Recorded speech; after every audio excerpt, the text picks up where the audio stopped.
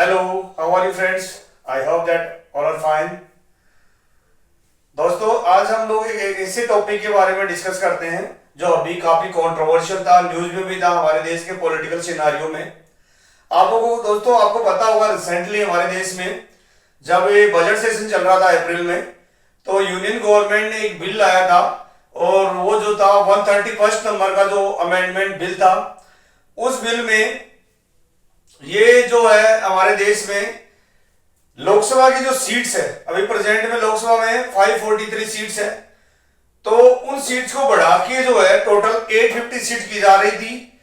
तो इसका मतलब ये है कि हमारे देश में लोकसभा की जो है कॉन्स्टिट्यूएंसीज है उनका डिलिमिटेशन किया जाना था, लेकिन जो है लोकसभा में उस बिल का जो इंट्रोडक्शन हुआ और उसके बाद में जो है आउट ऑफ जो 528 मेंबर जो थे उनमें से ओनली जो है 298 पर जो है उन्होंने उसको बिल को जो है सपोर्ट किया, और उसके लिए जो था 2/3 मेजोरिटी चाहिए थी वो प्रेजेंट मेंबर, तो उसके लिए जो है वो टोटल 352 मेंबर चाहिए थे, जिसमें से 298 ही मिल पाया, इसलिए वो बिल जो है पास नहीं हो पाया।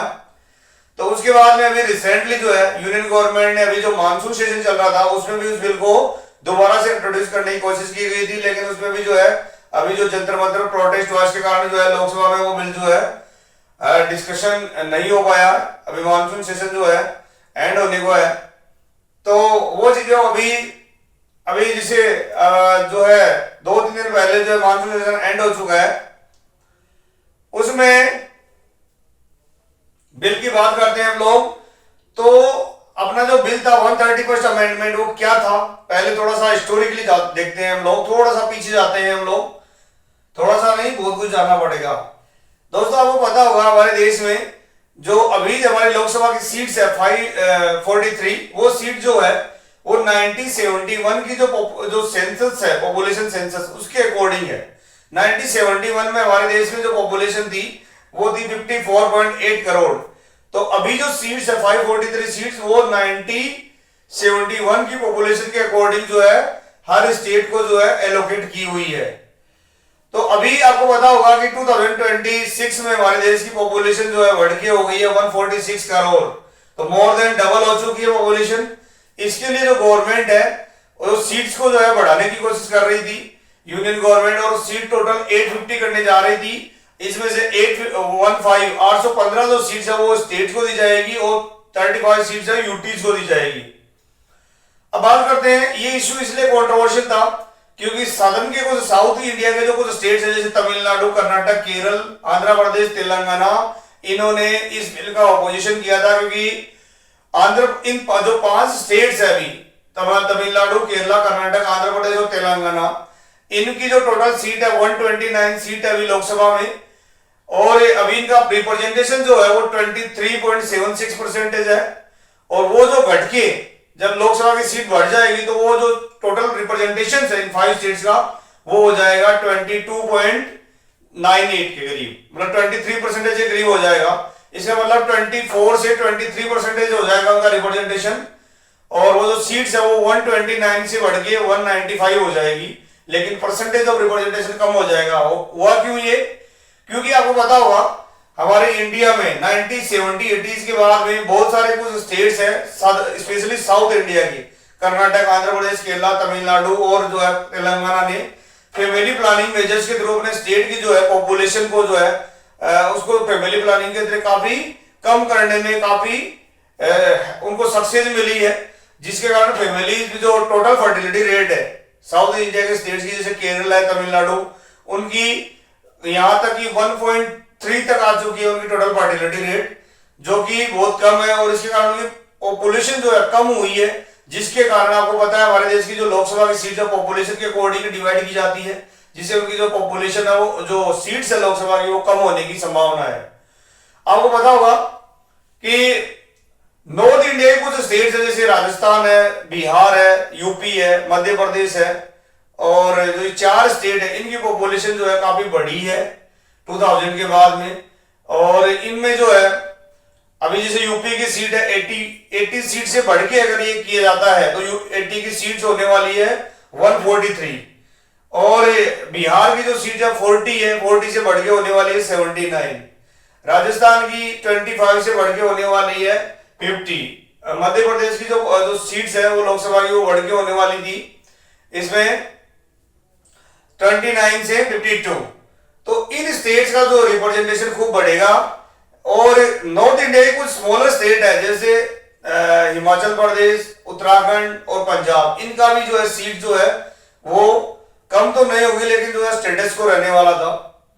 तो इस कारण पूरे इंडिया में नॉर्थ ईस्ट इंडिया के जो स्टेट्स है उन पे भी काफी असर पड़ने वाला, उनकी भी पॉपुलेशन उतनी नहीं बढ़ी है तो उनकी भी सीट्स कम होने वाली जो संभावना है। इससे हमारे देश के जो फेडरल सिस्टम में काफी कंट्रोवर्शियल इशू है।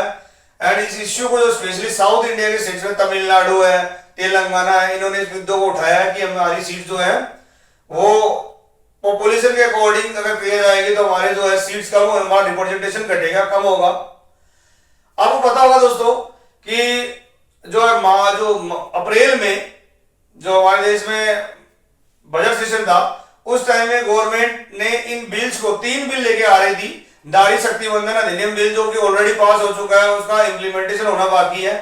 और एक जो है आपका डिलिमिटेशन कमीशन जो है वो बिल था, डिलिमिटेशन एक्ट। और एक जो आपका था ये जो है लोकसभा की सीट्स को जो है अमेंडमेंट, कॉन्स्टिट्यूशन अमेंडमेंट होने के लिए जो है सीट्स को बढ़ाने का जो ये बिल था।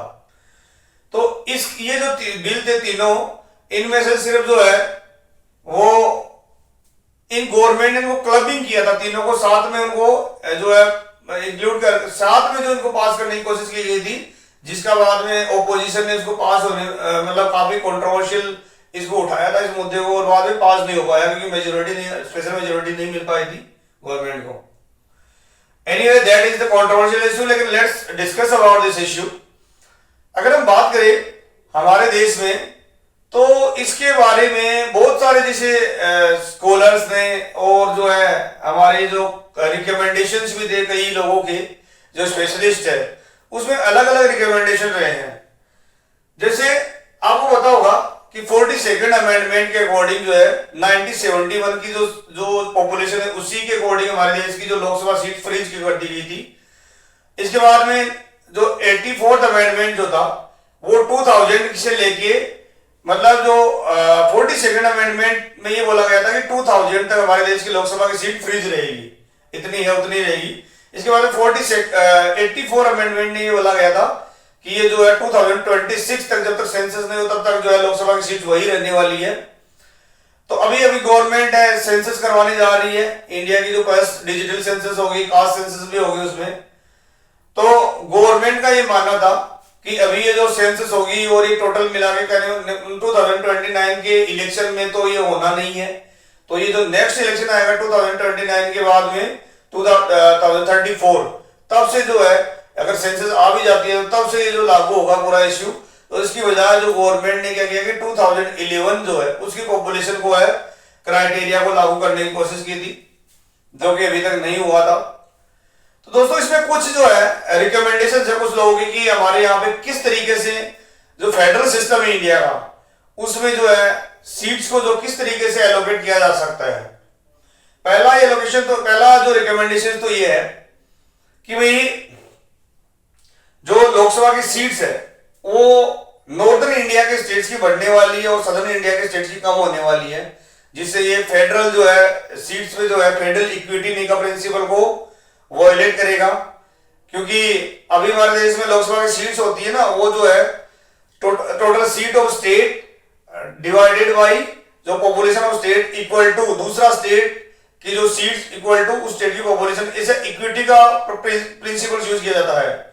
लेकिन अगर ऐसा होता है अभी तो नॉर्दर्न इंडिया की स्टेट की पॉपुलेशन बढ़ी है, जिसके कारण जो है कुछ लोगों का ये रिकमेंडेशन था कि एक जो प्रिंसिपल होता है डाइग्रेसिव प्रोपोर्शनलिटी। डाइग्रेसिव प्रोपोर्शनलिटी जो है यूरोपियन यूनियन की पार्लियामेंट के जो है जो संबंध में यूज किया जाता है। आपको पता होगा कि यूरोपियन यूनियन की पार्लियामेंट में जैसे कुछ कंट्री है माल्टा जो है उसकी पॉपुलेशन जो है सिर्फ जो है 6 लाख है और उसके जो मेंबर यूरोपियन पार्लियामेंट में जो मेंबर ऑफ पार्लियामेंट है वो सिर्फ 6 है। तो उसमें एक एमपी जो है सिर्फ 1 लाख लोगों को रिप्रेजेंट कर रहा है, जबकि जर्मनी जितना बड़ा कंट्री है उसकी पॉपुलेशन है 84 मिलियन और उसके जो मेंबर है यूरोपियन पार्लियामेंट में वो है 96। तो एक एमपी जर्मनी का तरफ से 8,75,000 पॉपुलेशन को रिप्रेजेंट कर रहा है। तो इसका मतलब होता है कि जो कंट्री जो है, जिस कंट्री की ज्यादा सीट है वो कम लोगों को रिप्रेजेंट कर रहा है ना। कम लोगों का मतलब ज्यादा लोगों को, जैसे फॉर एग्जांपल माल्टा है, माल्टा सिर्फ 1 लाख लोगों को वो जो है एक एमपी रिप्रेजेंट कर रहा है, जबकि जर्मनी जो है उसमें एक MP member of parliament 8.75 lakh 8,75,000 लोगों को रिप्रेजेंट कर रहा है, जो कि बहुत ज्यादा है। तो यहाँ पे डाइग्रेसिव पर्सनालिटी का जो है प्रिंसिपल यूज किया जा सकता है कि जिन स्टेट्स में पॉपुलेशन कम है वो ज्यादा जो है लोगों को रिप्रेजेंट कर पाएगा।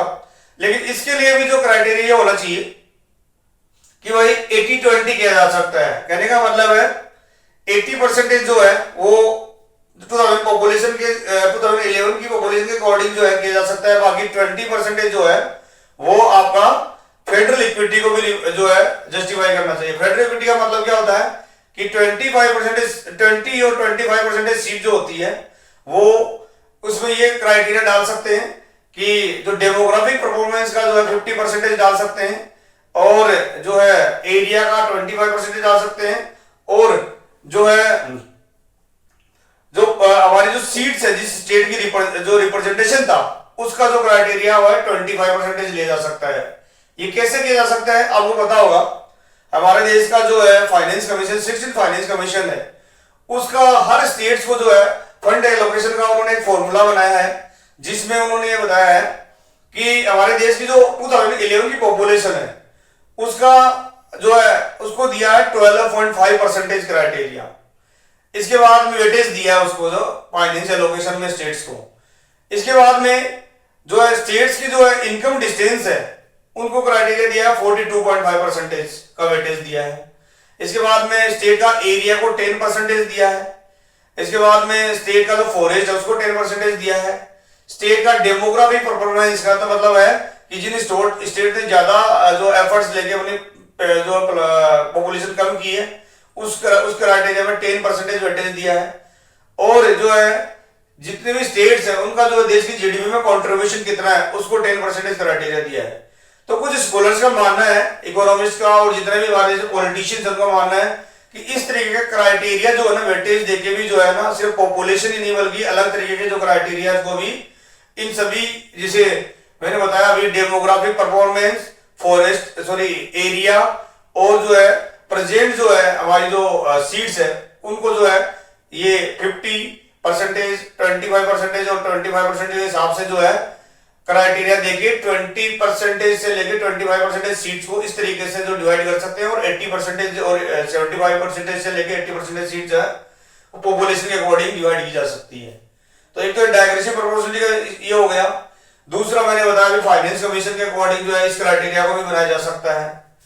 थर्ड हम बात करें कि थर्ड जो क्राइटेरिया है कि भाई सभी स्टेट्स का जो है 50% जो प्रो रेटा बेसिस जो है ना जो सीट्स है उसका प्रेजेंट में जो स्टेट की सीट है उसकी 50% बढ़ा दी जाए और बाकी उसमें कुछ भी छेड़छाड़ नहीं किया जाए। तो थर्ड ये है। इसके बाद में कुछ लोगों का रिकमेंडेशन ये भी है कुछ स्पेशलिस्ट का कि भाई यूनियन गवर्नमेंट जो है उसके तो बहुत सारे जो यूनियन लिस्ट के जो स्टेप जिसे डील करती है, चाहे वो फॉरेन अफेयर्स हो, चाहे मिलिट्री हो, का टेलीकम्युनिकेशन हो, बहुत सारे डेली जो यूज के जो सब्जेक्ट्स होते हैं है ना, जो सिटीजन्स के जो नजदीक के जो इश्यू होते हैं ना, जैसे पुलिस हो गया, प्रिजन हो गया, ये सब जो इश्यू होते हैं, जैसे लेबर हो गया, सॉरी ये लैंड हो गया, ये जो इश्यूज होते हैं ना एग्रीकल्चर, ये इश्यू होते हैं स्टेट गवर्नमेंट के। तो क्यों ना स्टेट में जो है एमएलएज की संख्या बढ़ा दी जाए, नंबर्स ऑफ एमएलएज बढ़ा दी जाए compare to the MPs. MPs की संख्या बढ़ाने के बजाय एमएलएज की संख्या बढ़ा दी है स्टेट की कॉन्स्टिट्यूएंसी में, तो ये भी एक ऑप्शन हो सकता है। लोकल रिप्रेजेंटेटिव, लोकल गवर्नमेंट के रिप्रेजेंटेटिव की संख्या बढ़ाई जाए वार्ड्स में ना, जितने भी आप देखें लोकल गवर्नमेंट, पंचायती राज और जो म्यूनिसिपैलिटीज में, तो ये भी एक ऑप्शन हो सकता है। इसके बाद में एक और ऑप्शन है कि भाई आप जो है तो अभी प्रेजेंट में जो सीट्स है उनको वैसे की वैसे रहने दो, स्टेटस को रहने दो, जब तक है इस इश्यू को डिस्कस नहीं किया, जो है डिलिब्रेट नहीं किया जाता है। तो ये कुछ रिकमेंडेशन क्राइटेरिया है जिसके हिसाब से जो हमारे देश की जो है लोकसभा की जो सीट्स है उनको जो है मतलब एलोकेट जो है रीएलोकेशन किया जा सकता है उनका, जितने भी स्टेट्स हैं उनके अंदर। क्योंकि देखो ये इश्यू है फेडरल जो है प्रिंसिपल्स का है। जो है कुछ रीजन को कम सीट मिले और कुछ रीजन को ज्यादा मिल जाए, तो इसमें क्राइटेरिया जो है उसको ट्विक किया जा सकता है। पॉपुलेशन के अलावा जो है और भी क्राइटेरिया डाला जा सकता है, जैसे डेमोग्राफिक परफॉर्मेंस है, स्टेट की इकोनॉमिक ग्रोथ है उन स्टेट्स की, इसके बाद में इनका कंट्रीब्यूशन है देश की जीडीपी में। ये क्राइटेरिया डाल के जो है इसको जो है इस इश्यू को रिजोल्व किया जा सकता है। और फाइनली ये होता है कि जो जितने भी रीजनल पॉलिटिकल पार्टीज है उनके साथ में डेलिब्रेशन होना चाहिए जो स्टेट्स में रिप्रेजेंट कर रही है, और जितने भी रीजनल जो स्टेट्स के लीडर है उनके साथ में डिस्कशन करने के बाद में जो है इस जो है इश्यू जो है डिलिमिटेशन कमीशन जो है उसको रिजोल्व किया जा सकता है। तो दोस्तों ये एक बहुत बड़ा इश्यू है, और ये हमारे देश के जो है ना पॉलिटिकल सिस्टम को जो है काफी आफ्टर 1971 के बाद में काफी जो है फेडरल सिस्टम को अफेक्ट करने वाला इश्यू है। तो इसके लिए जो सिविल सोसाइटी और जितने भी जो स्टेट्स के लीडर्स हैं उनके साथ में डिस्कशन करना जरूरी है, क्योंकि लास्ट में जो है एट लास्ट में जो है सभी जो इफेक्ट होने वाले हैं वो स्टेट्स पे जो है सभी जो स्टेक होल्डर्स हैं उन पे भी काफी इफेक्ट पड़ने वाला है। और ये जो है काफी जो क्रूशियल इशू है that should be resolved by the deliberation, debate and discussion. तो आज इतना ही डिस्कस करेंगे। Tomorrow I will bring some new topic with new facts and concepts. तब तक के लिए थैंक यू, धन्यवाद।